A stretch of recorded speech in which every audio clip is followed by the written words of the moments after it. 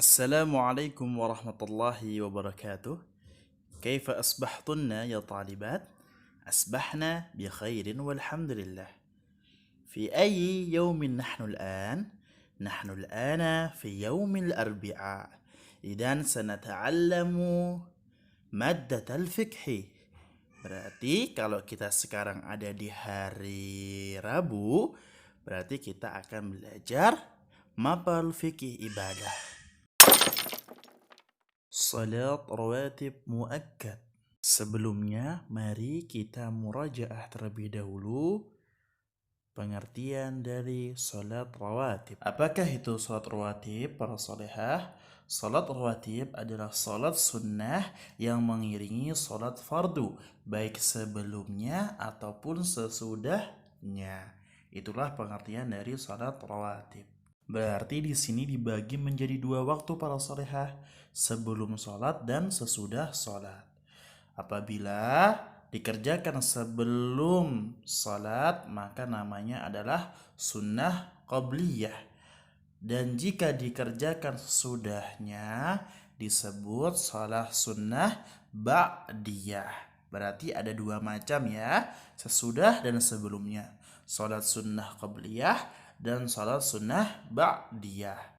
Setelahnya kita juga harus ingat solehah bahwasanya sholat rawatib itu dibagi menjadi dua, muakkad dan ghairu muakkad. Ayo, apa itu sholat rawatib muakkad? Ayo, siapa yang masih ingat? Sholat rawatib yang sangat dianjurkan pelaksanaannya. Sekarang kita masuk ke dalam pembagian sholat rawatib muakkad, yaitu di situ ada qobliyah dan ba'diyah. Yang pertama, 2 rakaat sebelum subuh. Kemudian ada 2 atau 4 rakaat sebelum duhur dan 2 rakaat setelah duhur. Kemudian juga ada 2 rakaat setelah maghrib dan yang terakhir adalah 2 rakaat setelah sholat isya.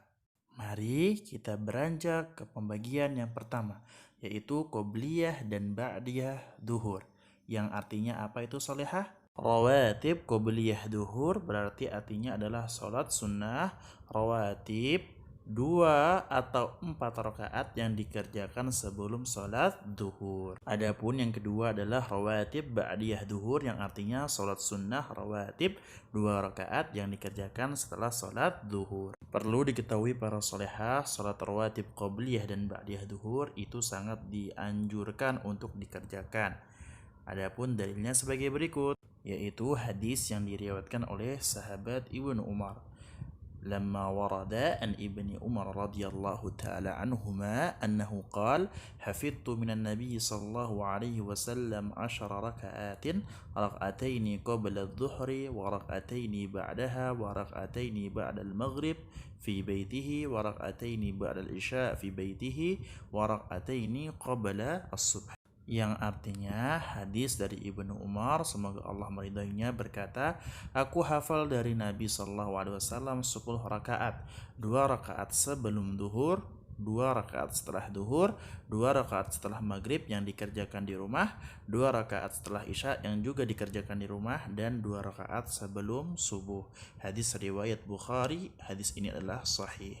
Adapun keutamaan qobliyah dan ba'diyah duhur adalah salihah, hadis yang diriwayatkan oleh sahabat Abu Ayyub Al-Ansari ketika ditanya oleh seseorang.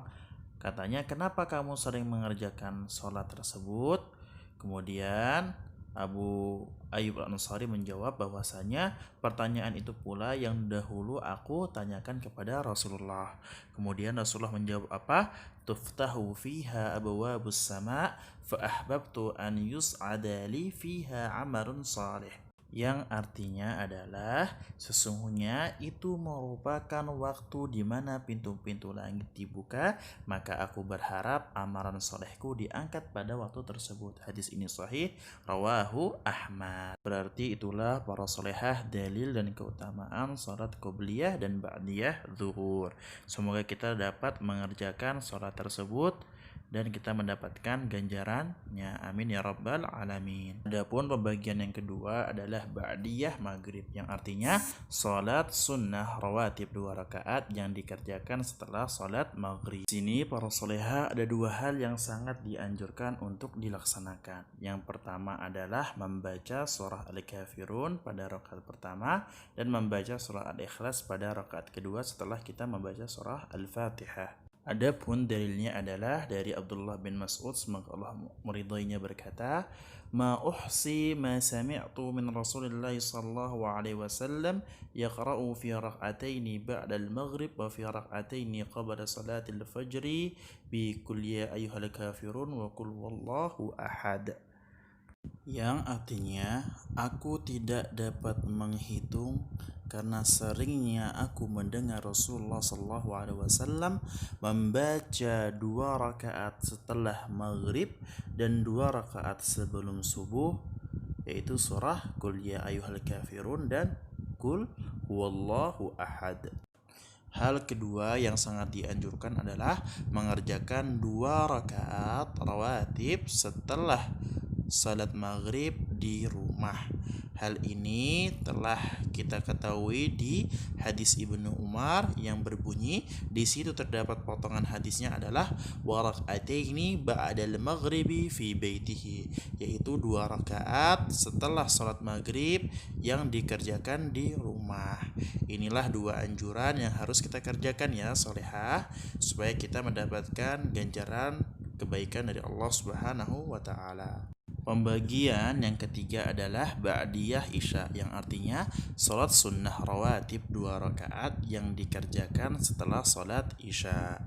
Ini sangat dianjurkan dan dalilnya pun ada pada hadis Ibnu Umar yang sering sekali kita tadi ulang-ulang, yaitu potongan hadisnya adalah warak'ataini ba'dal isya'i fi baitihi, dan 2 rakaat setelah salat isya yang dikerjakan di rumah. Inilah hadis yang menganjurkan kita untuk sholat ba'diyah isya.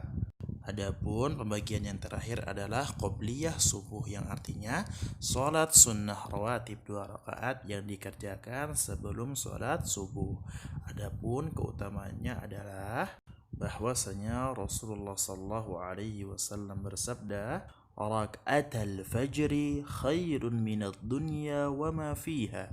2 rakaat sebelum subuh lebih baik daripada dunia dan seisinya. Hadis ini riwayat Muslim. Masya Allah ya solehah. Ganjaran dari kita melaksanakan 2 rakaat sebelum sholat subuh sangat besar sekali, yaitu ganjarannya adalah lebih baik daripada dunia dan seisinya. Masya Allah. Akhir kata ya soleha, semoga kita dapat diberikan kesempatan untuk mengerjakan seluruh sunnah rawatib karena ganjarannya sangat besar sekali. Wa akhiran syukran lakunna wa jazakunallahu khairan. Nakhtatimu bihadzal qadri bidu'ai kafaratil majlis. Subhanakallahumma wa bihamdika asyhadu an la ilaha illa anta astaghfiruka wa atubu ilaik. Wassalamu alaikum warahmatullahi wabarakatuh.